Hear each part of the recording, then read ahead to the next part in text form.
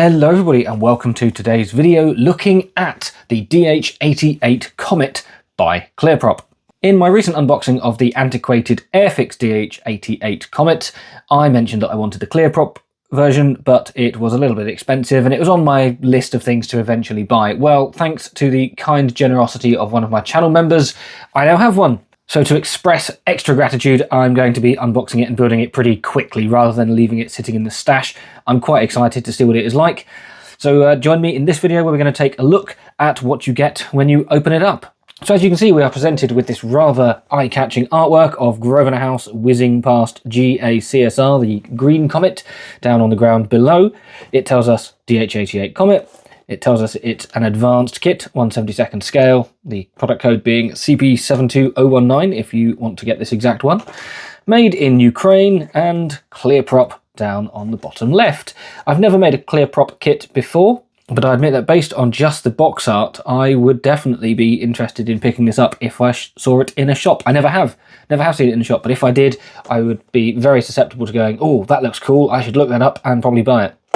On this long edge, we have painting options, plural. There's the top and the side, a decal sheet, and it shows it's got photo etched parts. On the other long edge, we have some dimensions. It tells us there are 78 plastic parts and 27 photo etched. As a point of note, this means that this kit has more photo etched parts than the Airfix one has plastic parts. Anyway, 14 plus, warning, kit contains small and sharp parts, not suitable for children under 36 months. How unfortunate for 3-year-olds everywhere.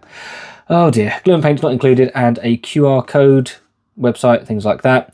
I will scan the QR code, see where it takes us, and hopefully, if I've done my job properly, it will be popping up on screen now. Shop edges are more or less the same, but one is for lying the box landscape and the other for portrait. I really like when companies do that. It's such an obvious thing, isn't it? So you can display it in a shop like that and you can still see the edge, or you can display it in a shop like that and you can still see the edge. You've got the options. Perfect. And on the back, absolutely nothing. So let's open it up and see what's inside. Oh dear, if I can open it. This is incredibly stiff. Oh, and it's a box. They've gone for an ICM style box under a cover. So let's open this box up and see what we get. Right, we have this bit of paper here, which is correction for decal scheme. Used for modern aircraft replica, if it's got the asterisk. Oh, it's not a replica, it's the restoration. There are a few subtle differences between the aircraft now and what it used to be, including that tiny decal there, 26, whatever that is. Parts not for use. Oh, you've got a sprue map on the back, and you don't use 2 of the parts, whatever they are.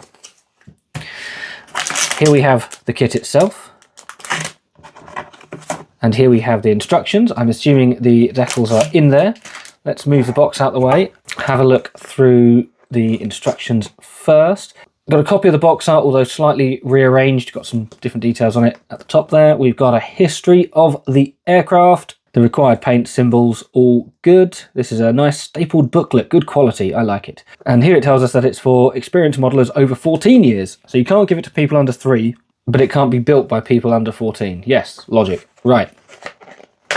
Sprue map, again, pretty much an exact copy of what we had there with sprue B. It is good to see that we use almost every part of this. Very, very nice.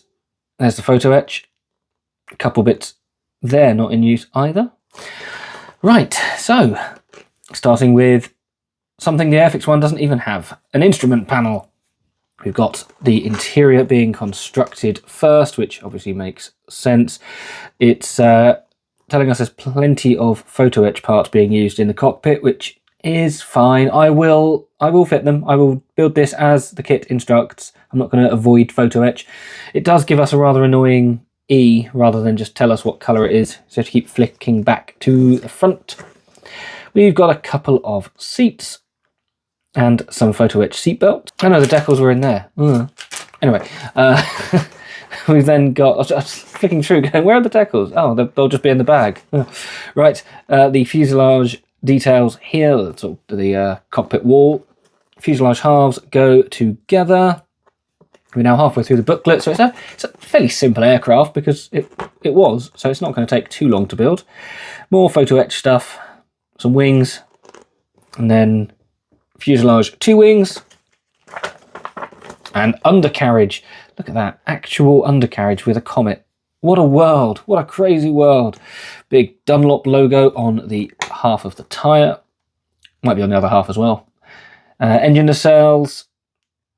And then putting the rest of the plane together, basically. Done. Again, looks fairly simple. Oh, you've got posable control surfaces, at least ailerons and rudder. Doesn't look like you can pose the elevators, though. I probably won't, but if somebody wants to, now you know if you can or not. And yeah, it's more photo etch propellers cockpit. Oh, you can do the cockpit open, because apparently it just folded open in one piece, just like that. The whole thing, windscreen and everything, just curved open. Madness. Right, done. Colour call out is on a separate piece of paper, and I've immediately seen what the correction is for. Have you spotted it? I'm going to give you a couple of seconds. Right, that's it. Time's up. Wrong registration. GACSP, which was Black Magic. So they put Black Magic's registration on Grosvenor House, and the correction is here, and it is of course ACSS. It's correct on the top and the bottom of the wings, though. Presumably just a silly little typo, a little copy and paste jobby that they noticed a bit too late, but never mind. At least they took the time to put a correction in case you couldn't tell. Fine, yes.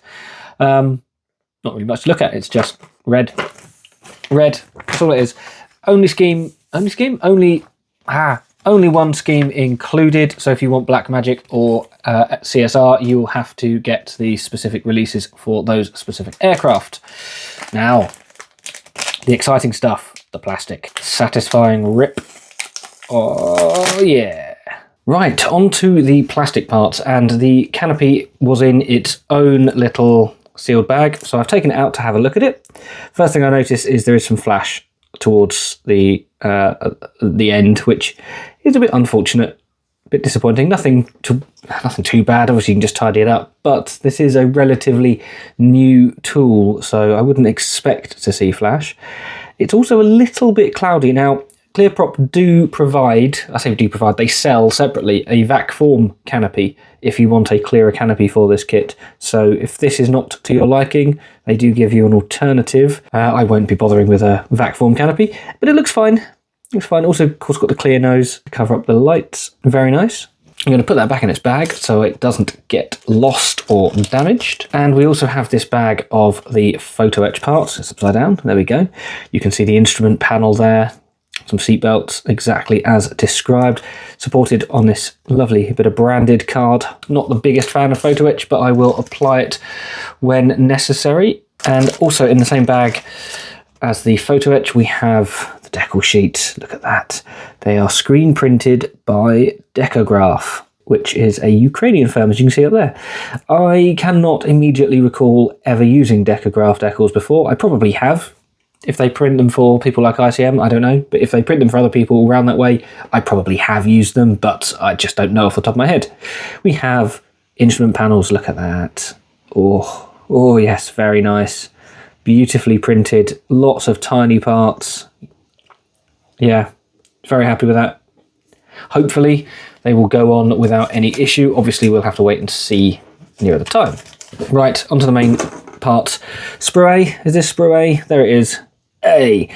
We have the fuselage. Oh yeah. Now, the DH.88 was a pretty smoothed airframe, so they don't have a lot of prominent details or anything. You can see the separate nose section. You can see the panel line for that, which is recessed. And we've got some representation of the spars for the fin, a few other minor details. Quality looks absolutely fine. There are the occasional bits of flash. Again, nothing major, just the odd bit here and there. We do have some sidewall detail as per the instructions, which is good. And there's a floor. Again, something the Airfix one doesn't have, a floor. We have Dunlop logos on the tyres. Look at that. Tiny little Dunlops. Yeah, and there's the engine cells with, again, a little bit of rivet detail. Nothing major, just some separation for the panels and some rivets. All good. Yeah, very nice. Very nice. Sprue B, I think. Yep, Sprue B. There we go. Oh yeah. Sorry, I just felt that. The recessed, the stretched skin detail. I was so stunned, I lost the ability to speak. Oh, very nice. Very, very nice, especially the underneath as well with the flaps. Absolutely beautiful. This sprue does not seem to have any flash whatsoever. That was a bit of dust, just a bit of dust on there. I thought maybe it was, but no. Yeah, that is beautifully crisply moulded. The plastic feels fine. I would say it's comparable to how Airfix feels. Just not too thick, not too thin. Doesn't feel brittle or anything. Bit of flex in it. Right, finally, sprue C. Here it is, sprue C. Lots of the finer details. We've got the undercarriage. Look at the detail on the rudder of the stretched skin. Well, would have been fabric, wouldn't it? Ailerons, very small, very fine parts. This is looking beautiful. Right, propeller blades.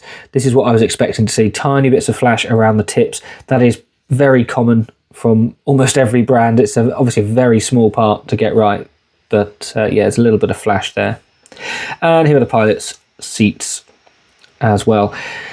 Yes, that's all I can say about it, really.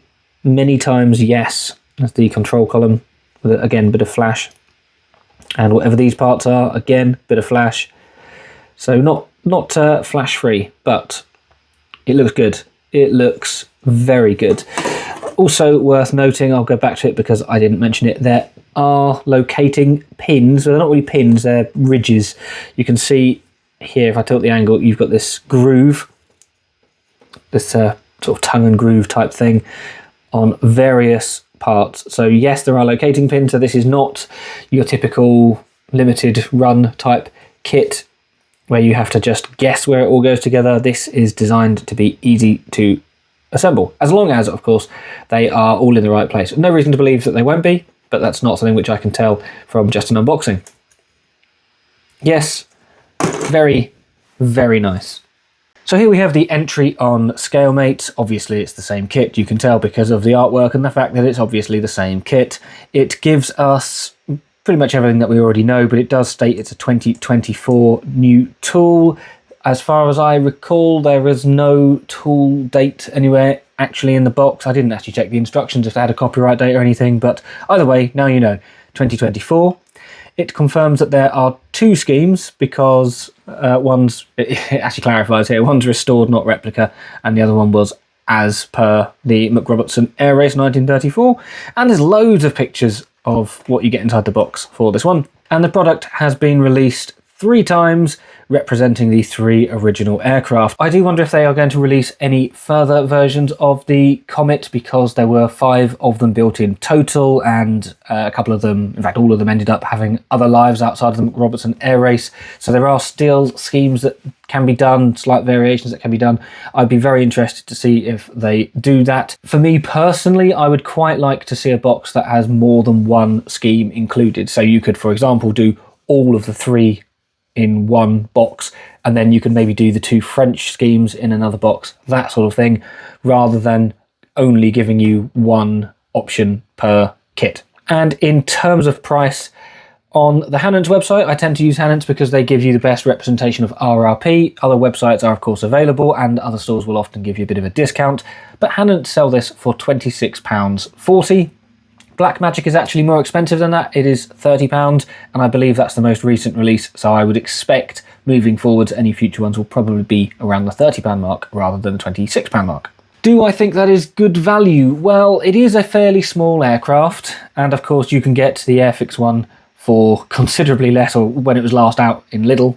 You may still be able to get it at time of recording, because I saw it in Lidl yesterday. It was only £6.99, so naturally if you want a cheap Comet, then the Airfix one is the obvious choice. However, as discussed in that video, I think the Airfix one is only really good for the bin. Do I think nearly 30 quid is good value for a Comet? I think it's a bit on the high end because of the simplicity of the actual aircraft. But based on what I've just seen in the box, I can kind of see why they're charging that. If this builds anywhere near as good as it looks like it will build, then yeah, I think this is probably the one to buy. Right, that is as far as I'm going in this video. Stay tuned for me building it and finding out whether it is worth the excitement I feel just by looking inside the box. If you've liked the video, give it a thumbs up. If you've disliked it, you can give it a thumbs down if you so please. But you can also subscribe because I like watching numbers go up and that is fun. And let me know your thoughts in the comments below as to whether you think this is a bit overpriced for the size of the aircraft or whether you think it looks good enough to justify. I would be intrigued to know your thoughts. To find out as soon as possible when this is on my workbench, you could become a channel member like the people appearing on screen. I will provide weekly updates of what is going on, lots of filthy spoilers, emotes, things like that. It's a way of venting my insanity first, rather than waiting for a video. If you want to join them, please do. If you don't want to, can't afford it, don't worry, it's fine. Just please carry on watching the videos if you like them, because that's what matters the most. And on that rambling outro, because you would have thought after nearly 200 videos I would know how to end a video, but apparently not, I'm going to call it here. Thank you very much for watching. Hopefully see you again in the future. Goodbye.